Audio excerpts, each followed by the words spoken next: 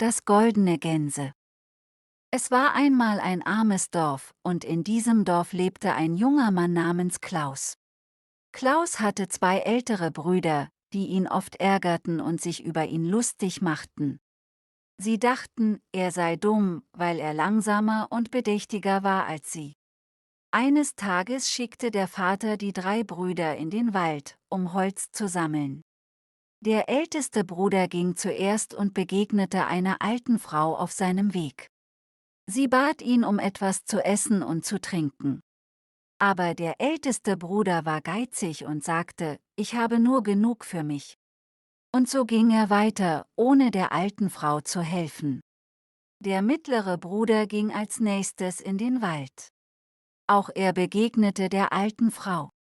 Sie bat ihn ebenfalls um Hilfe, aber auch der mittlere Bruder weigerte sich, ihr etwas von seinem Essen oder Trinken zu geben. Schließlich war es an der Reihe von Klaus.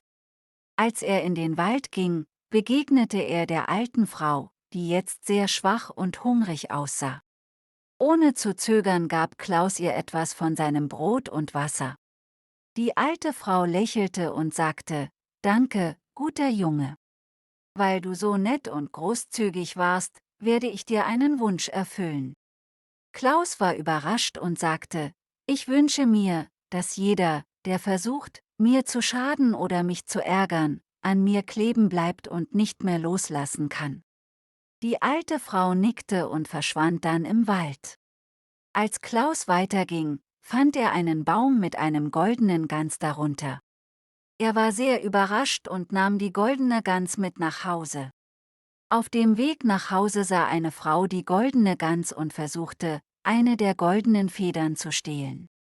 Aber sobald sie die Gans berührte, blieb sie daran kleben und konnte nicht mehr loslassen. Ein weiterer Mann sah die Frau, die an der goldenen Gans klebte, und versuchte, sie zu befreien. Aber auch er blieb an der Gans kleben. Und so ging es weiter, immer mehr Leute versuchten, die ersten zu befreien, blieben aber selbst an der Gans kleben. Klaus lachte und sagte, das ist mein Wunsch, der in Erfüllung geht. Er ging weiter und führte die lange Kette von Menschen, die an der goldenen Gans klebten, durch das Dorf. Die Leute im Dorf waren erstaunt und konnten nicht glauben, was sie sahen. Sie lachten und freuten sich über die lustige Szene. Klaus war froh, dass er endlich einmal der Held der Geschichte war und nicht das Opfer seiner bösen Brüder. Die Geschichte von Klaus und der goldenen Gans wurde bald in der ganzen Region bekannt. Jeder sprach darüber und wollte die goldene Gans sehen. Aber das war noch nicht das Ende der Geschichte. Klaus' Abenteuer mit der goldenen Gans hatte gerade erst begonnen. Das Gerücht über Klaus und seine goldene Gans breitete sich aus, und bald hörte die Tochter des Königs davon. Sie war bekannt dafür, dass sie nie lachte, egal wie viele Witze oder lustige Geschichten man ihr erzählte.